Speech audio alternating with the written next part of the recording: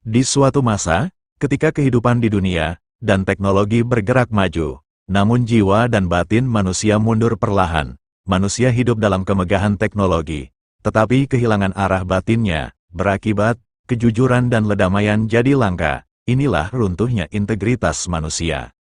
Gedung-gedung menjulang tinggi, cahaya kota di malam hari bagai bintang-bintang gemerlapan, mesin-mesin dan jaringan digital superkomputer bekerja tanpa henti.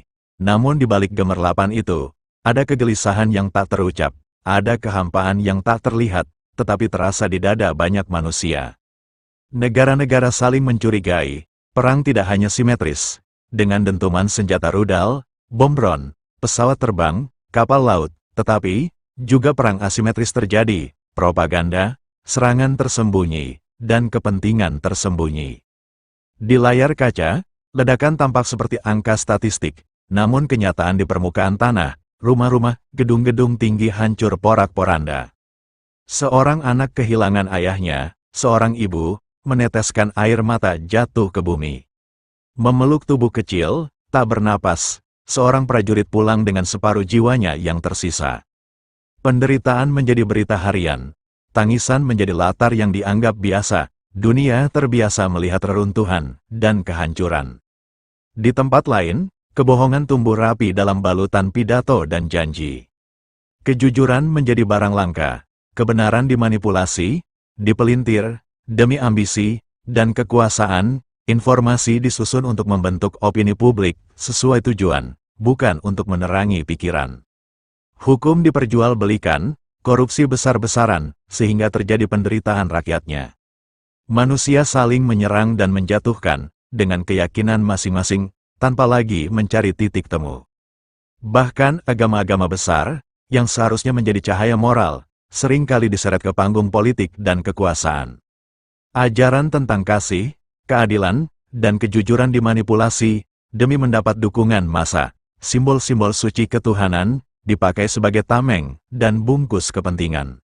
Perbedaan keyakinan dibesar-besarkan untuk memecah belah kehidupan, yang seharusnya menenangkan hati, justru dijadikan alasan pertikaian.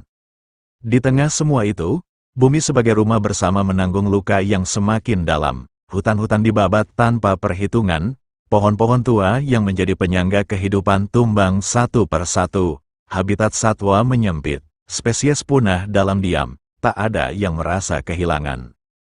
Pertambangan, menggalian perut bumi tanpa henti, limbah industri mengalir ke sungai dan laut, limbah nuklir yang berbahaya manusia merasa mampu mengendalikan segalanya, seakan waktu tidak akan menagih konsekuensi. Udara tercemar, tanah kehilangan kesuburannya, alam memberi tanda melalui banjir bandang, kekeringan, tanah longsor, badai yang tak biasa, namun manusia sering menutup mata demi keuntungan sesaat.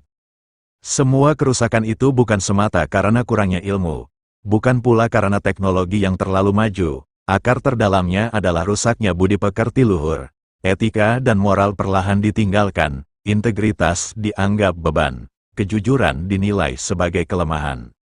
Manusia menaklukkan alam, tetapi gagal menaklukkan keserakahannya sendiri.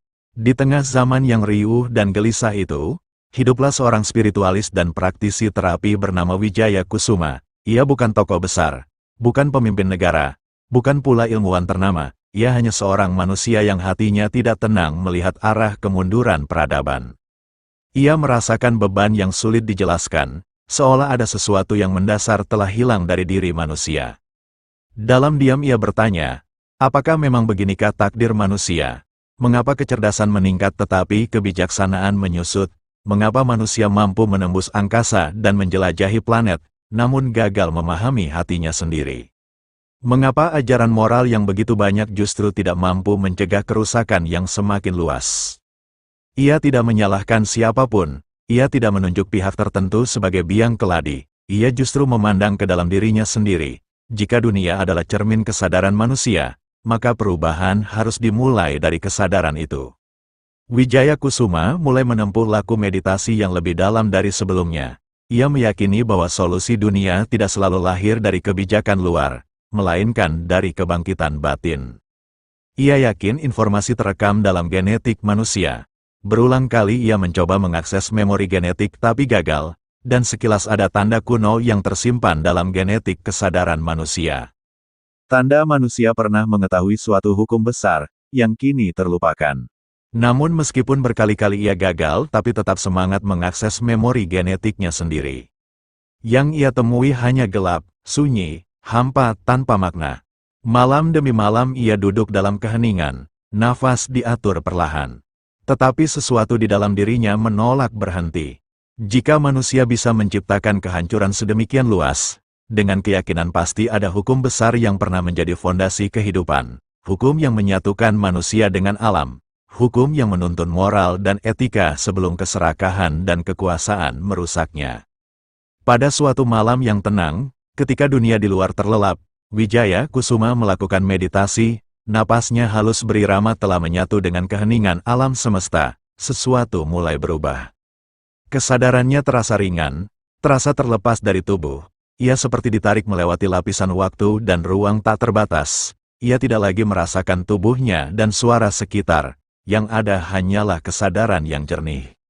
Ia berada di sebuah tempat yang terang, namun bukan cahaya matahari, cahaya itu lembut, merata, tanpa bayangan, udara terasa sejuk dan damai, tidak ada kebisingan, tidak ada kegelisahan.